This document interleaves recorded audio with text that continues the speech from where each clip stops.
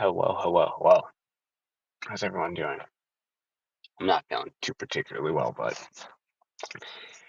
I thought since I'm not feeling well, I'd been watching some movies and playing some video that I can at least give you some content.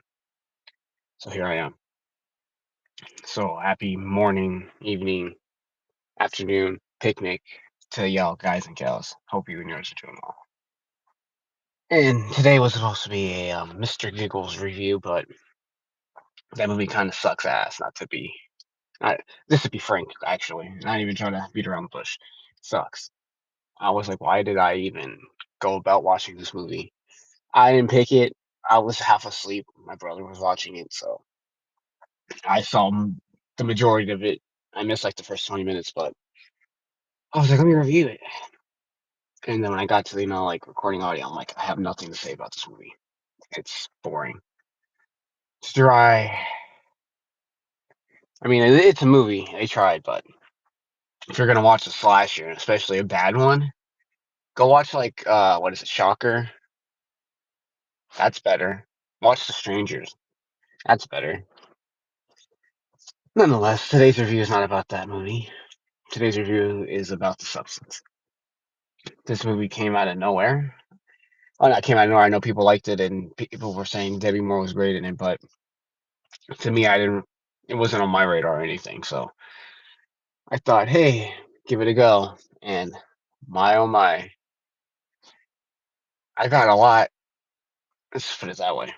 So before we get started, grab your popcorn, grab your friends, bump into things, grab your dogs, and get ready to sit back, relax, and enjoy.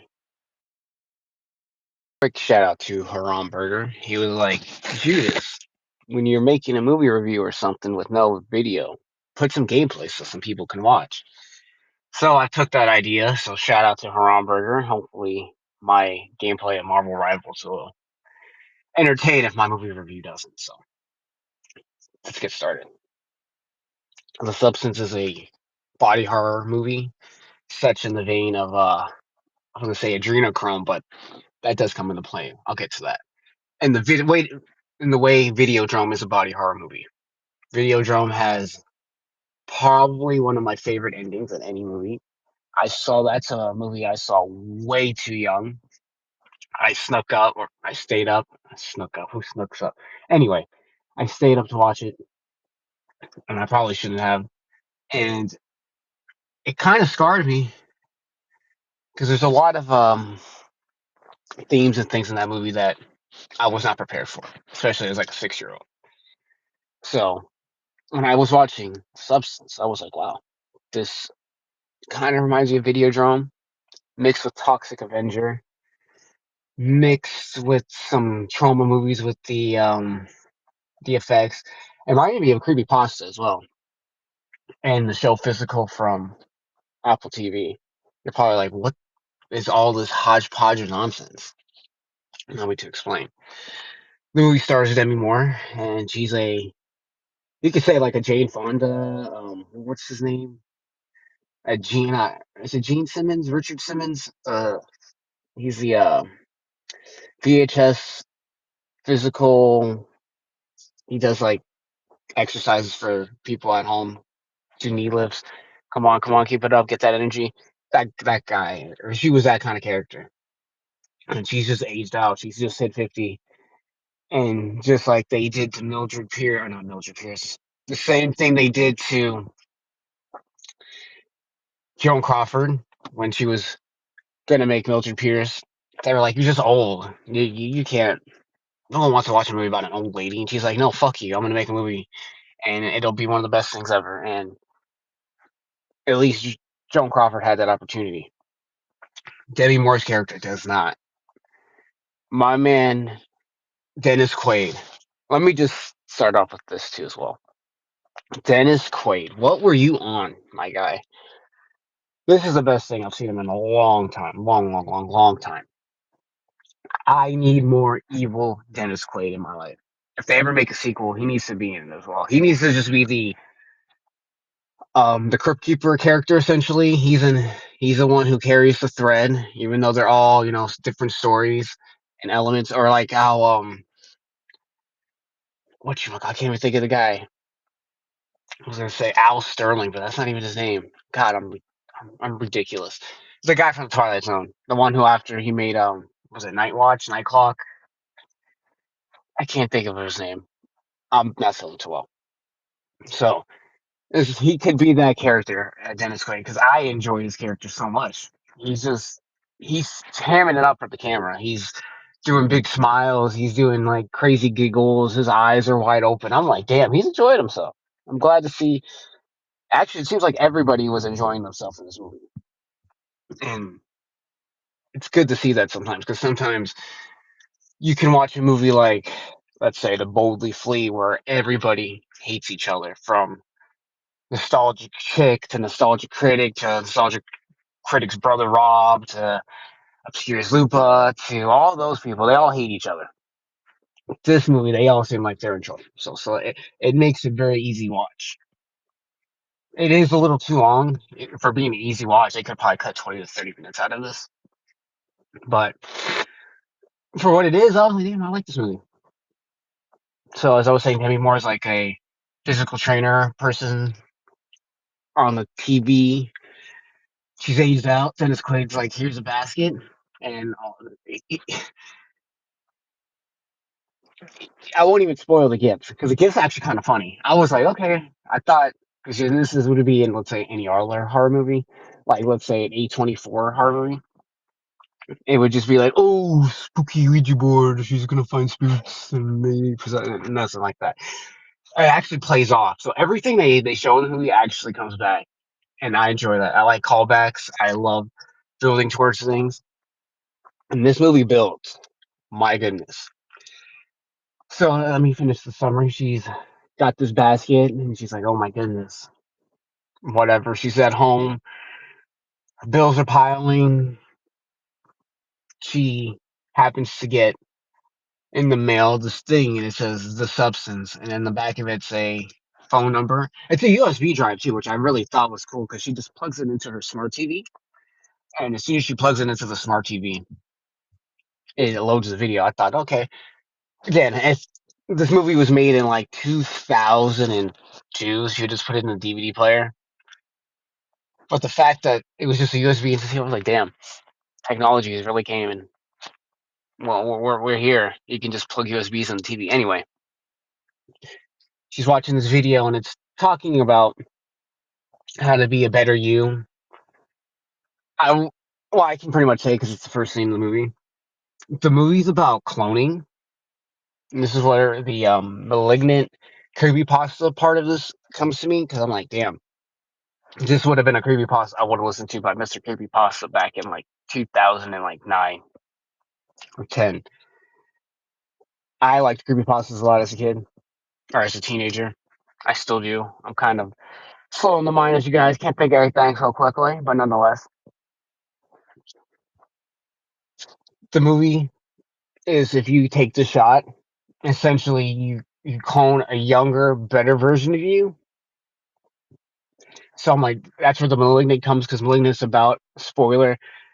If you haven't ever seen that movie, I could talk about it as well one day. The killer in that movie is the same person. I won't say who. It's one person's getting controlled by it's literally split personalities, but legitimately like real split personality. It's brilliant the way they do it in Malignant.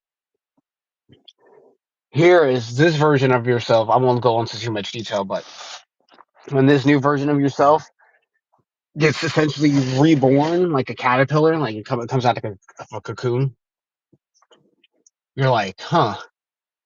At first, it's like they want to take care of you. You know, they actually want to do things for the betterment of you. And oh boy, does that shit end immediately. This is why they can make sequel after sequel after sequel with the same premise because this movie has a lot of self-hate aspects. Demi Moore's character, it's not a spoiler, she literally hates herself. And she is somehow codependent on her split personality, or not even her. It's like a child. She can't get rid of it. It's like it literally draining her, but she just can't get rid of it. That's where the adrenochrome aspect of this movie comes in. Essentially, her clone self, in order to not like die, has to take spinal fluid. Or when I saw it, I was like, "This is just adrenochrome," in order to survive and stay young. So, or not to stay young, but just to survive. So she's essentially sucking all the adrenochrome out of Demi Moore, and that's probably where I could, if you want to watch the movie for yourself, you could stop it here because this will be spoiler territory. The character in this movie, I don't know the other actress's name. She's from Once Upon a Time in Hollywood. She's the hippie girl that tries to sleep with Brad Pitt. She's great in this movie. I couldn't believe it. She was naked a lot in it too. That does help as well. I'm not gonna sit here and pretend, but not to be mean, she was great in this movie. Legit, she played a great clone, whatever. Which well, yeah, it's a clone. It's split off from her. This clone, like, I don't remember her name. Her name is Sue in the movie. I'll just call her Sue just for the sake of this. Sue in the movie takes Demi Moore's job. Literally, just goes in, does the ad, because that ad that she was looking at, that I was talking about, I said it was for actresses 18 to 30, because that was her being replaced, Demi Moore's character from that show. So her clone just goes and replaces her on her own show and starts living a better version of her life. And I was like, holy shit, I did not expect this. I thought, oh no, they're gonna be like codependent, and well, they are codependent, but that they're gonna help each other out, and this is gonna be like a silly thing. Maybe they date the same guy or something stupid. How horror movies are nowadays. Uh, I know what you did last summer esque plot, right? But it's not.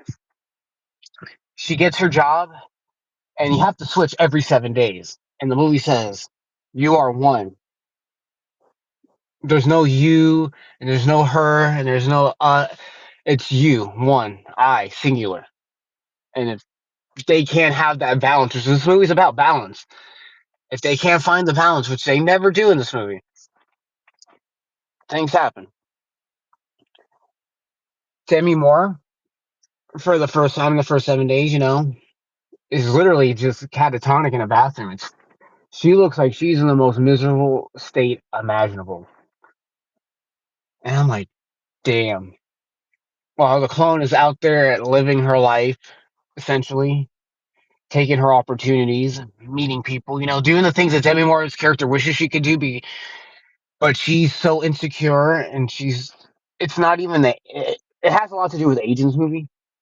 Her age is a factor, so she's like really, really down. She doesn't look bad at all, Demi Moore, to be quite honest, but I could see what the director, she's a woman, what she was going for. So Demi Moore just gets to be at a point, even after she leaves her catatonic 7 day stage, that she just stops going out. She becomes isolated. She starts eating, like she's literally eating her feelings. She's watching QVC, and her Colin's like, "You fucking bitch." Well, she doesn't say that, but she's like, "You bitch. I'm doing things. I'm actually trying to better your life, and all you fucking do is sit here and eat and just sit here and be depressed and not be thankful for just being alive, essentially." So she starts doing, essentially, she just starts stealing more and more adrenochrome. You're supposed to switch after every 7 days. Oops, I'm like bumping into the desk. Excuse me, I'm readjust. Sorry. But as I was saying, she's, after the 7 days, she'll switch, but she starts distilling more and more adrenochrome from her to the point where it's aging Demi Moore at a rate so fast it's becoming ridiculous. She's turning into Margaret Baker essentially from Resident Evil 7. I love that too. It reminded me of Resident Evil so much, the body horror. I'm like, this girl played a lot of Resident Evil, or had a brother, or someone was playing Resident Evil when they were thinking of this, because it looks like a bioweapon from Resident Evil. She starts taking and taking all of it, and Demi Moore's aging in it again at a rapid rate. And I'm like, okay, okay. I didn't even bring up too. She has to go to this like little like hole in the wall in order to get the substance, what they just call it. And I want to know more about that. Just like it reminds me of Cabin in the Woods. This movie has a lot of good. It just reminds you of a lot of good movies, and in a way where it's not like, damn, I wish I was watching that movie. It's just like a nice, clean white wall, lockers. You have to have a key card to unlock it. I'm like, damn, this is creepy. Especially if you can just smell the room. It smells sterile from when you look at it. It smells like they've been cleaning that shit. Nonetheless, that's where she has to go and get this. And Demi Moore has to get it. It's never the clone has to go and get it. Demi Moore literally has to dress up in her rapidly aged state to go get this shit that is not even for her. This is for the clone to survive. And this is where the codependency comes, because this thing is literally killing her. The thing shouldn't even be alive at this point. Within 2 weeks, when you realize, damn, this person is taking like a month off of my life because she's selfish and she hates you the same way you hate yourself, because it seems like the clone copies the feelings that they feel. So if you hate yourself, the clone's gonna hate you. But let's say the clone, if you're like in love with yourself, I would think it would be cool if the clone could be in love with you in a like a Nightmare on Elm Street S2-esque way. It has potential. This is where I'm saying it really has. It sets up a lot that they can be built upon. So with that being said, the clone, when Demi Morris wakes up, she sees the clone. The clone sleeps peacefully too. You would think, oh, this thing would be in that catatonic, painful state that Demi Moore is in when she's in her like 7 day rest period or whatever to get her adrenochrome back. No, no, she sleeps peaceful. Demi Moore is in agony. I'm like, damn. And she keeps getting, and she runs into another person because the movie at the beginning, spoiler, I've just spoiler section anyway. She sees a man with blue eyes. She meets his clone eventually later in the movie. He's a doctor. He's the one that Nudge Up Weak Wing probably sent the envelope that stated whatever. So when she meets the other guy though, that's a host of their clone. He's like, it's lonely, isn't it? And she's like, have you been following me? He's like, I just had to see you.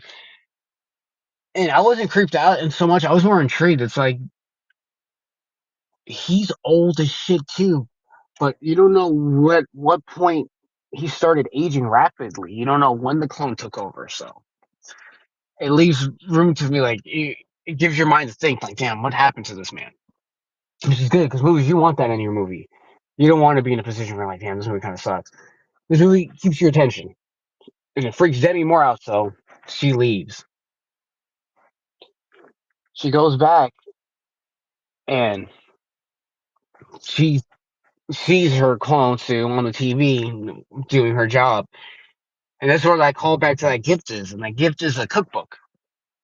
In the cookbook, she is like disgusting French recipes in which she makes every single thing in the book, which I found fucking hysterical. And she eats everything just to get back at the clone.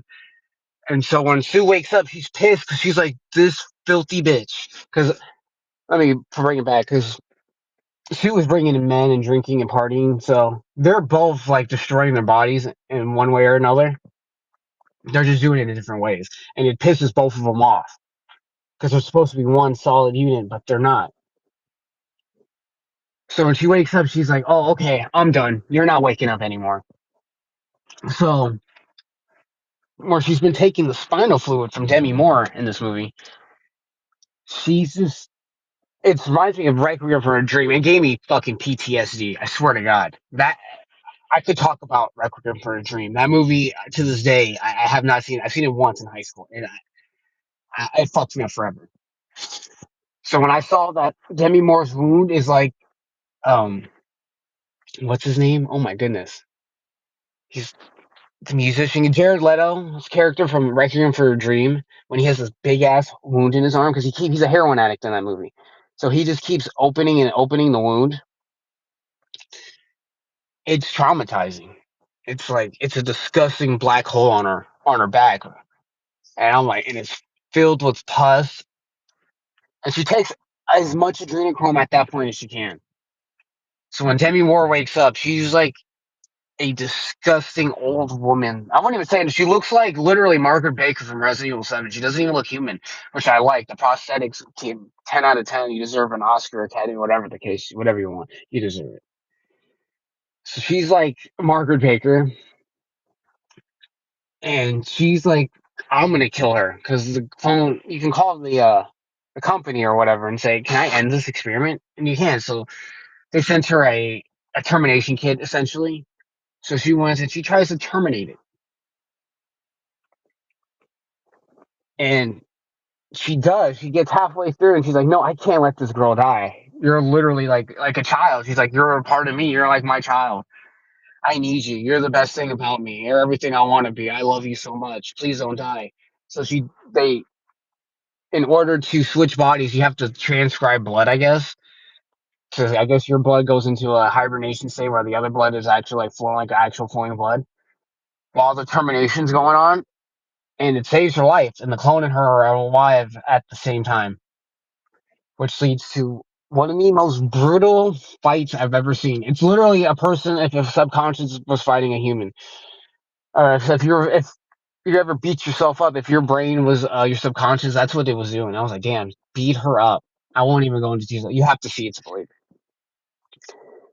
And kills her. She kills Demi Moore, and that was her first mistake because, like she said, they are one. And when she's dead, she starts breaking down because there's nothing, and she has to keep her alive.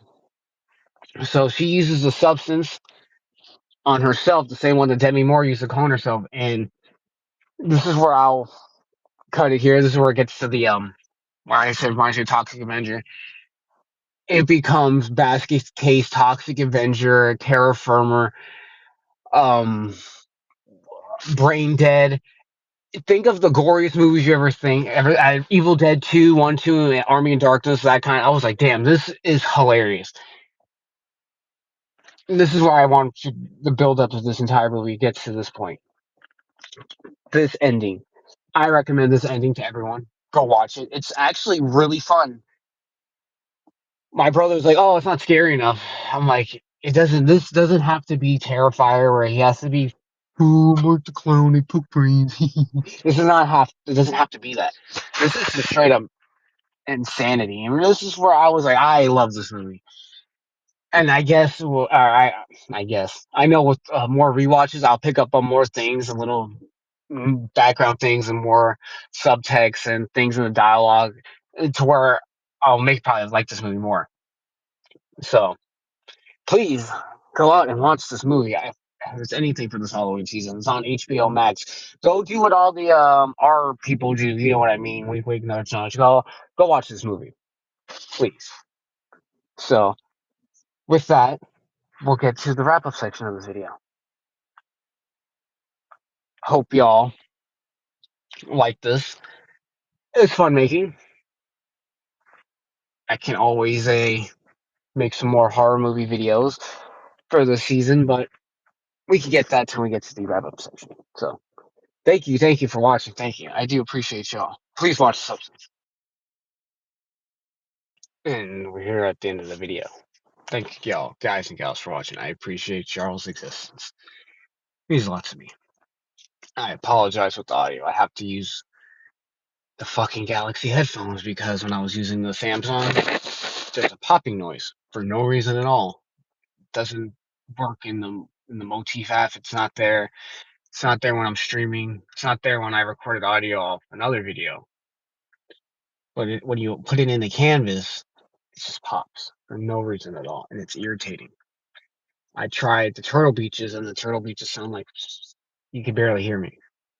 The beggars can't be choosy, so I went with the Galaxy earbuds, and I apologize. I probably sound horrible, but hey, beggars can't be choosy, right? But nonetheless, thank you so much for watching. I hope y'all spooky season's going to go great. Watch some spooky movies, and stay tuned for the continuation and the conclusion of the Doom 64 playthrough. I have it all done. I just have to record the audio. Sorry it wasn't live stream, but I just haven't had the time, and I've been sick. But I was able to play it and record the gameplay, so hopefully you guys and gals will enjoy watching that. So happy hunting, happy evening, happy morning, happy afternoon. Love y'all. And as Chris Ham once said, y'all take care and be safe.